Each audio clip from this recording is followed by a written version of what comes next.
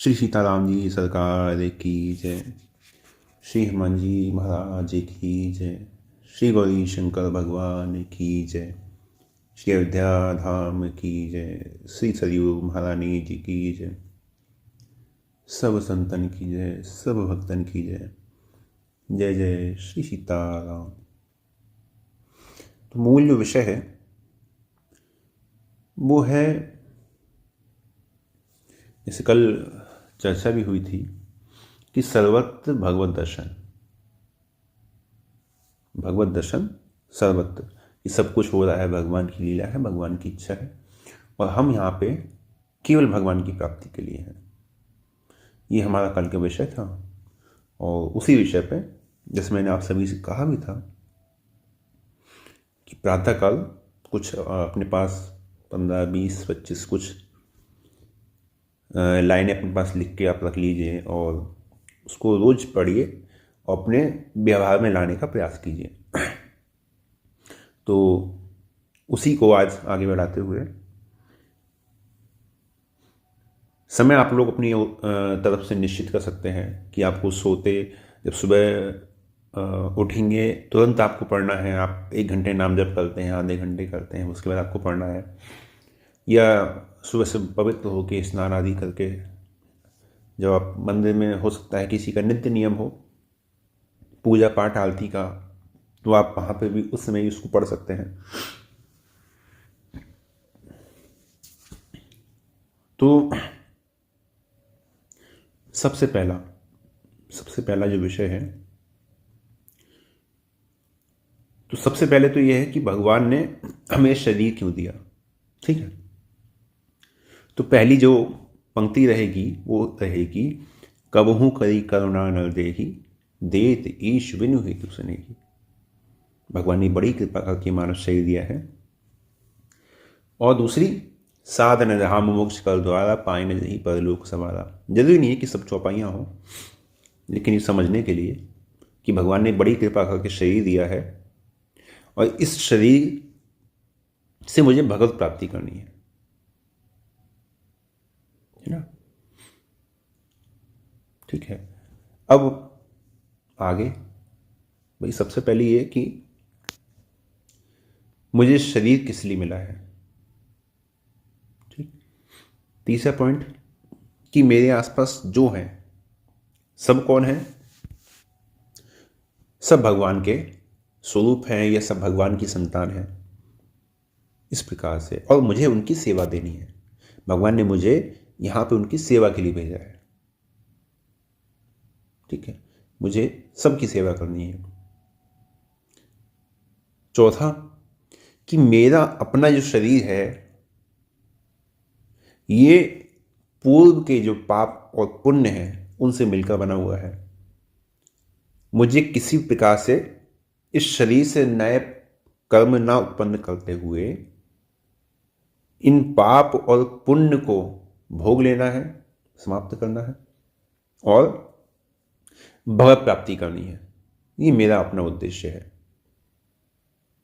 ठीक है, पाप और पुण्य को भोग के खत्म कर लेना। किसी ने कुछ कह दिया, उसको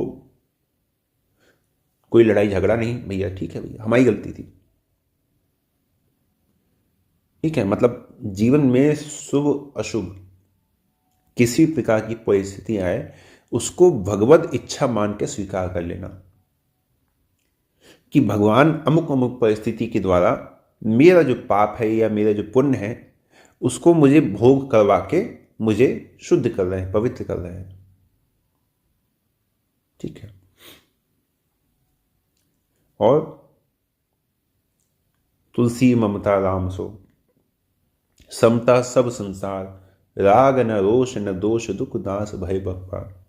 ये भी बहुत जरूरी है कि संसार में यदि जीव मात्र के प्रति, कोई भी जीव चाहे वो किसी योनि में हो, जीव मात्र के प्रति यदि हमारी दोष दृष्टि है, द्वेष और दोष दोनों ही, ठीक है, दोष है किसी व्यक्ति विशेष के प्रति, ये दुष्ट है, ये पापी है, ये पापात्मा है, ये ऐसा है, या फिर द्वेष है किसी से, अरे मुझे उसकी शक्ल देखना पसंद नहीं है, अरे उसके बारे में बात नहीं करो, मुझे उसके बारे में सुनना पसंद नहीं है। द्वेष और दोष ना किसी में देखना है, ना किसी के प्रति होना है। क्यों? क्योंकि जो कुछ है सब राम जी का है, और जो जैसे हो रहा है सब राम जी की लीला के अनुसार हो रहा है। नट मरकट इव सबहि नचावत, राम खगेश वेद अस गावत। राम जी ही सबको नचाने वाले हैं, क्योंकि राम कीन चाहे सो होई, करे अन्यथा अस नहीं कोई।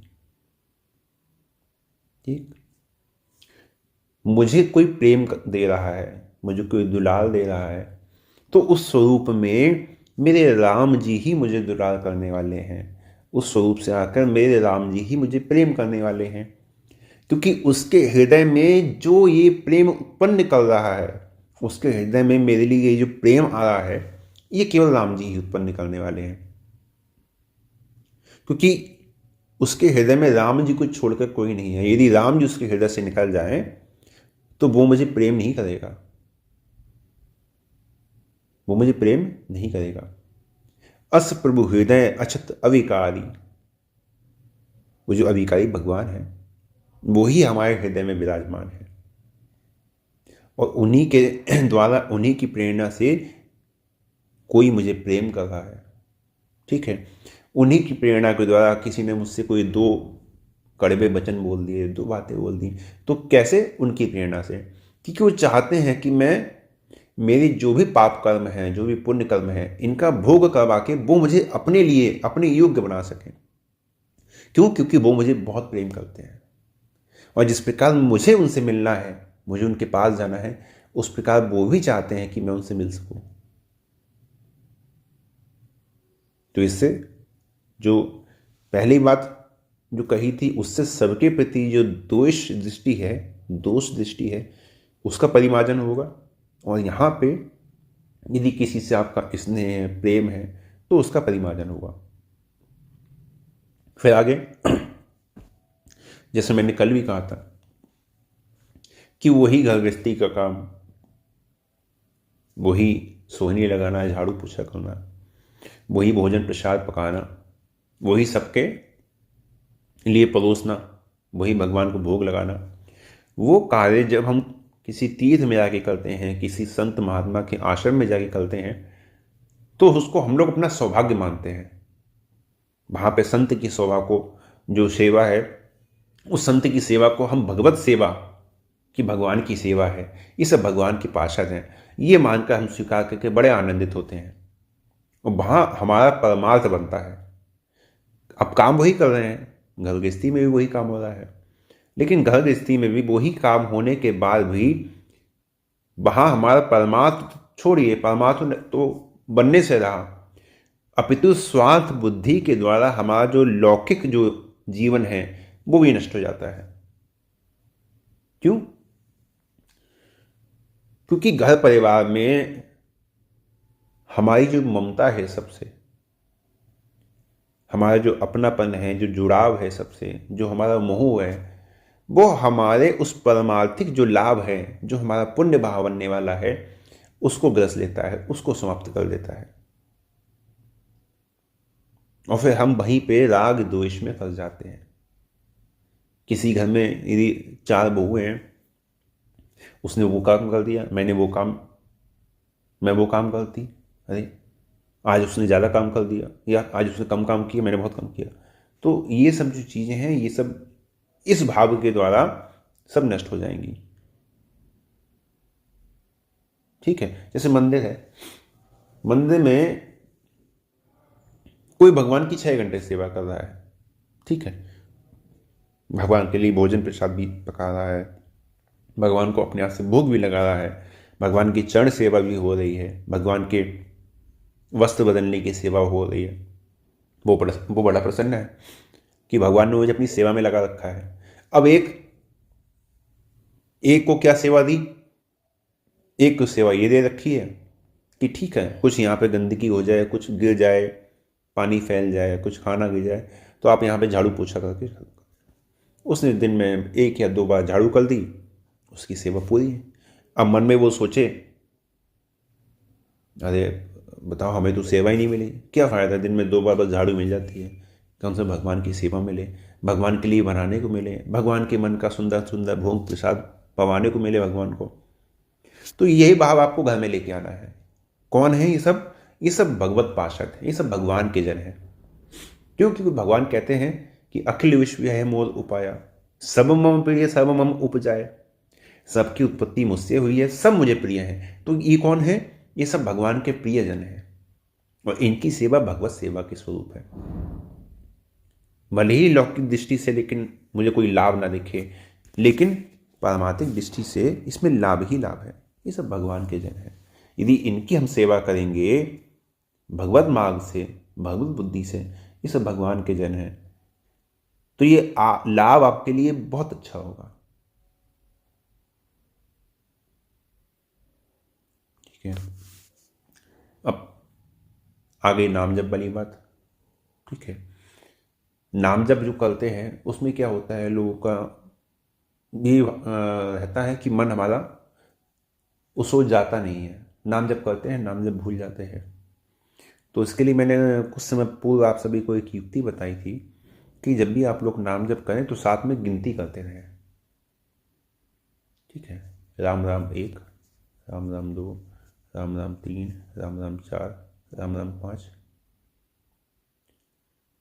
तो भले ही आपका उतना अच्छा, आपका एक जो कहते हैं ना कॉन्सेंट्रेट, या उस पर ध्यान आपका उतना अच्छा से केंद्रित ना हो, लेकिन नाम जब आपका छूटेगा नहीं। नाम की जो लय है ना वो आपकी बनी रहेगी, और सांसारिक जो चिंतन है वो आपका समाप्त हो जाएगा। क्योंकि आपका जो ध्यान है वो तुरंत जो 1 2 जो आपकी जो माला चल रही है उस पर आपका ध्यान केंद्रित हो जाएगा, और नाम आपका साथ में चलता रहेगा, है ना। उसमें ये है कि आपका ध्यान आपका भंग नहीं होगा। तो नाम जप जो करने वाले भाई हैं, बहन हैं, माताएं हैं, तो वहां पे वो नाम जप इस प्रकार से करें। बाकी लौकिक में, लोक परलोक में, और आप सभी के मन में क्या भाव रहता है? कोई ऐसा किसी का कोई अलग से कुछ भाव हो? जैसे अभी तो मुझे ध्यान नहीं आ रहा, कोई किसी के जीवन में कोई ऐसा भाव किसी का आया हो तो कोई भी अपना एक भाव बताओ, फिर उसके अनुसार मैं प्रयास करता हूँ।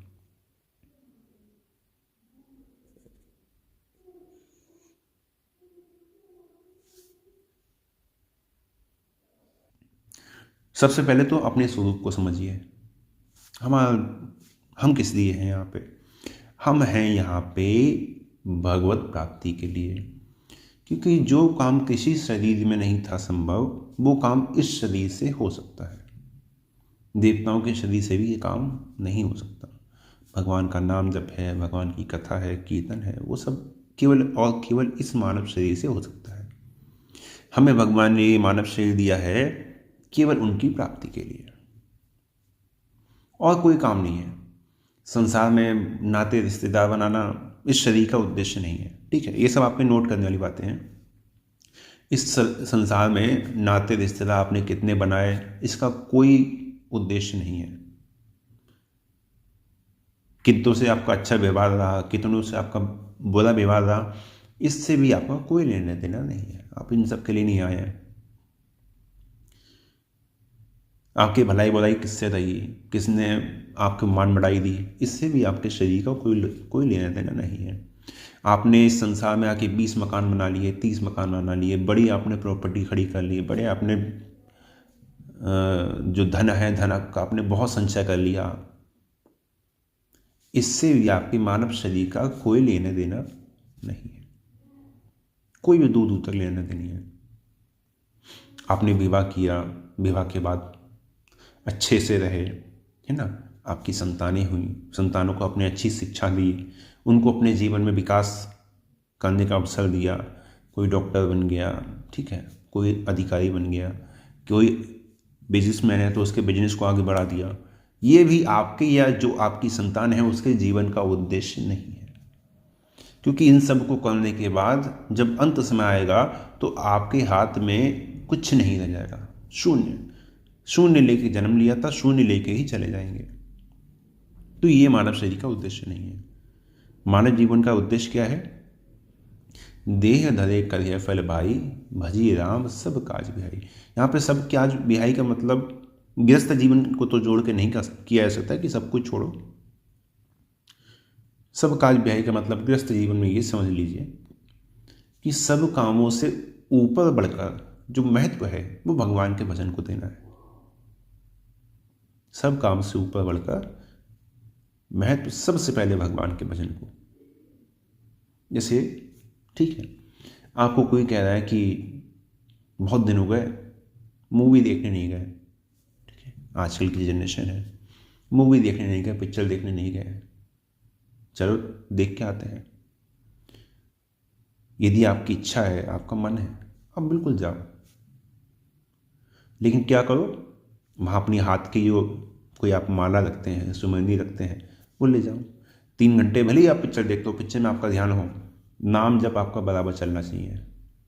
वो जो समय जो आप वहाँ 3 घंटे अपने नष्ट कर रहे हैं ना, वो 3 घंटे भले ही आपका वहाँ पे भाव बना नहीं बना, भाई को भाई न खाना छूट के, वो नाम जब तो आपका हुआ ना।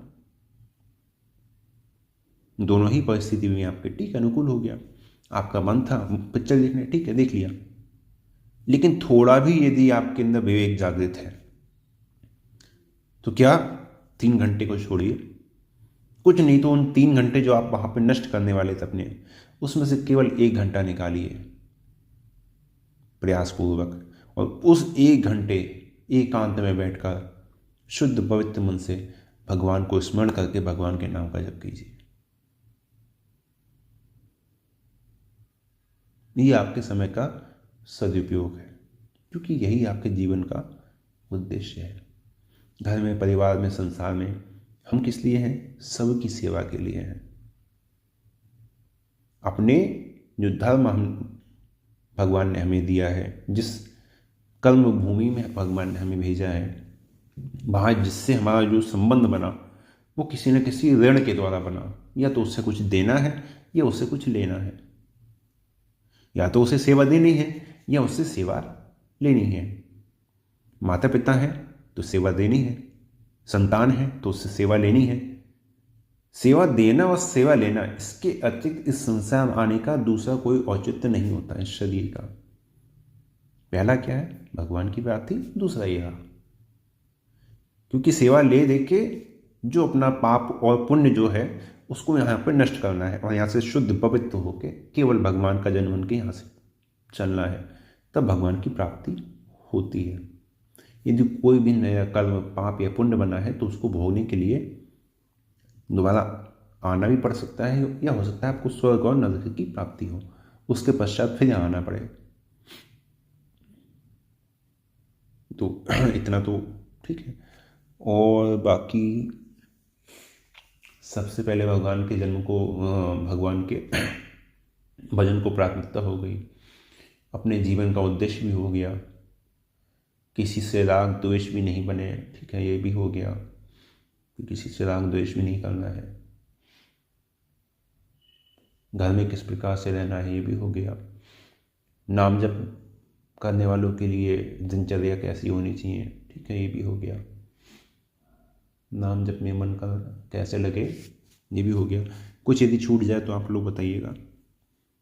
इतना हो गया, और कुछ यदि मुझे याद आएगा तो मैं फिर बाद में आप सबको बता दूंगा। और बाकी इनको छोड़कर कुछ यदि ऐसी कोई समस्या किसी के सामने आती हो तो वो आप लोग मुझे एक बार बता दो। इतने में बस एक बात मुझे और समझ में आई जो मुझे लगता है कि आपको समझानी चाहिए, जिससे हमारे सामने कुछ गलत हो रहा है, ठीक है। बात क्या आती है कि राम की निचाही सोही करे निसास नहीं कोई। हमारे सामने कोई गलत कर रहा है, किसी पे अन्याय कर रहा है, अत्याचार कर रहा है, तो वो जिस पे कर रहा है वो हमारा भले ही प्रेमी सही या प्रेमी ना हो सकता है हमारी उससे बनती ना हो, अपितु बनना ना बनना, प्रेम होना, राग द्वेष होना, इससे बचना है। लेकिन फिर भी चलिए हमारे सामने कोई किसी व्यक्ति पे कोई किसी बालक पे, किसी पशु पे कोई अत्याचार कर रहा है, मारपीट कर रहा है, तो वहाँ पे आपको एक सामान्य जो मनुष्य जीवन है, जो सामान्य जो मानव धर्म है, उसका पालन करना है कि ये जो कर रहा है ये गलत है, मुझे इसके लिए इसे रोकना चाहिए। उसको कोई आवश्यकता है तो उसकी आवश्यकता पूरी करनी चाहिए। जैसे मान लीजिए कोई बच्चा है या कोई पशु है, वो कहीं से कुछ खाने का कोई सामान उठाते हुए पकड़ा गया, ठीक है, 4 लोगों ने उसको पकड़ लिया, उसको मारने पीटने लगे, उसको 4 बातें कहने लगे, तो आपको जाना है, जो आपका एक मानव धर्म बनता है उसके अनुसार, नहीं कोई बात नहीं, ठीक है, उसको छुड़वा के उससे पूछना है कि भाई क्यों आपने ऐसा किया, ऐसी क्या बात हो गई। यदि आपकी कोई सामर्थ्य बनती है, यदि आपको लगता है कि ठीक है आपकी कोई सामर्थ्य है, आपके द्वारा उसकी थोड़ी सहायता हो सकती है, तो उससे 2 रोटी खिला दें। लोग मैंने देखा है कि गाय हो तो क्या होता है, जब सब्जी बेचने वाले होते हैं तो उनके पास जाके कुछ शाक सब्जी, हरी सब्जी होती है तो वो उठा लेती है खाने के लिए, तो वो क्या करता है उसको मार के भगा देता है। तो उससे 10 रुपये दे के उससे 10 रुपये की सब्जी ले ली जाती, कोई बात नहीं, वो गाय को खिलाती है। आपके पास क्या है, 10 रुपये ना, 10-5 रुपये। तो सामान्य जीवन जीते हुए ये जो छोटी छोटी बातें हैं, इनका भी आपको ध्यान रखना है अपने जीवन में। भजन साधन में लगे हैं, इसका अर्थ ये नहीं है कि हमारा जो दैनिक जो जीवन है, हमारी दैनिक जीवन में जो हमारा सामान्य धर्म बनता है, हम उसको भी त्याग दें। किसी जीव पर दया करना, किसी जीव की सहायता करना, है ना, ज़रूरतमंद के काम आ जाना, ये जो सामान्य जो जीवन है, जो हमारे सामान्य धर्म है, इनका भी पालन करते हुए चलना है। और नाम पर अटूट विश्वास, सबसे जरूरी बात, इससे जरूरी बात तो कुछ नहीं है। सबसे जरूरी बात, नाम पर अटूट विश्वास, इससे बढ़कर कुछ नहीं है।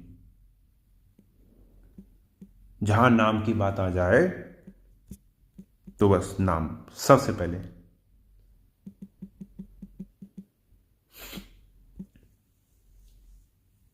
कहीं आप तीर्थ क्षेत्र में हैं, कहीं भी आप किसी भी तीर्थ में हैं, जगन्नाथपुरी मान लीजिए, अयोध्या जी हैं, मथुरा है, वृंदावन है, काशी है, कांचीपुरी है, उज्जैनी है, कहीं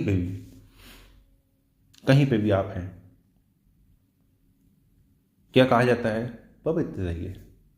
मंदिर में जाइए, सुबह सुबह स्नान करके पवित्र होके जाइए।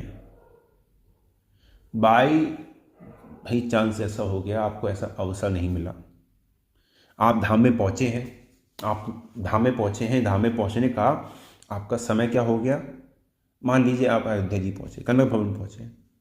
अब आप कनक भवन पहुंचे 8:15 बजे, 8:30 बजे, आरती का समय हो गया, ये आरती हो रही है भगवान की। आप मन में, मंदिर में कैसे जाएं, नहाए नहीं है, तुरंत भगवान के नाम का जप कीजिए। क्या आता है भगवान के नाम के लिए, या स्मृत पुंडरीकाक्ष बाया अव्यंतरा शुचि। जो भगवान के नाम का स्मरण करता है वो भीतर भाव से पवित्र हो जाता है। अब आप पवित्र हो गए ना, लेकिन मन में नहीं आता, अरे नहीं अभी नहाए नहीं है, अभी शुद्ध नहीं हुए, मंदिर में कैसे जाएं, नहीं, भगवान के नाम पर अटूट विश्वास, भगवान का नाम है ना, हमारे ग्रंथों की बातें हैं।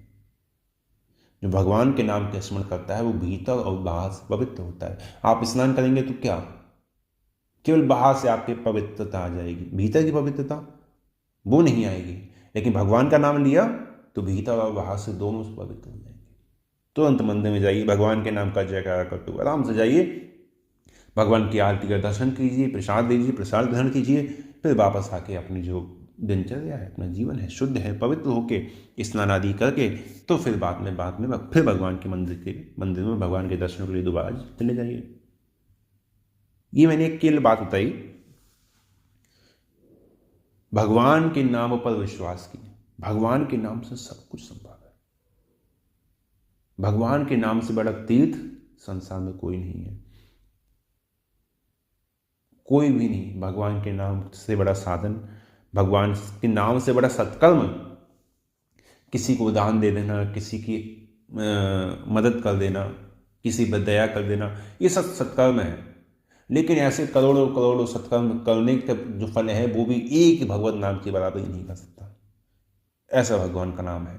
तो इसलिए भगवान के नाम पर अटूट विश्वास कि हाँ भगवान का नाम है। और भगवान का नाम जैसे लोग जगह जगह लिख देते हैं ना, 1 मिनट दीजिए, तो भगवान के नाम पर अटूट विश्वास, ठीक है, अटूट विश्वास बनाते हुए तब भगवान के नाम का जप करें। और अंत में सबसे जरूरी भगवान पर विश्वास, भगवान के नाम पर विश्वास, भगवान पर विश्वास, भगवान की बल का विश्वास, किसी का आश्रय नहीं, एक भरोसा, एक बल, एक आश्रय विश्वास। भगवान का नाम है, भगवान है, मुझे किसी बात की चिंता नहीं करनी है, न जीने की चिंता, न मरने की चिंता, दोनों चिंता से ऊपर उठ के, किसी बात की कोई चिंता नहीं। भगवान है, रघुनाथ जी हैं।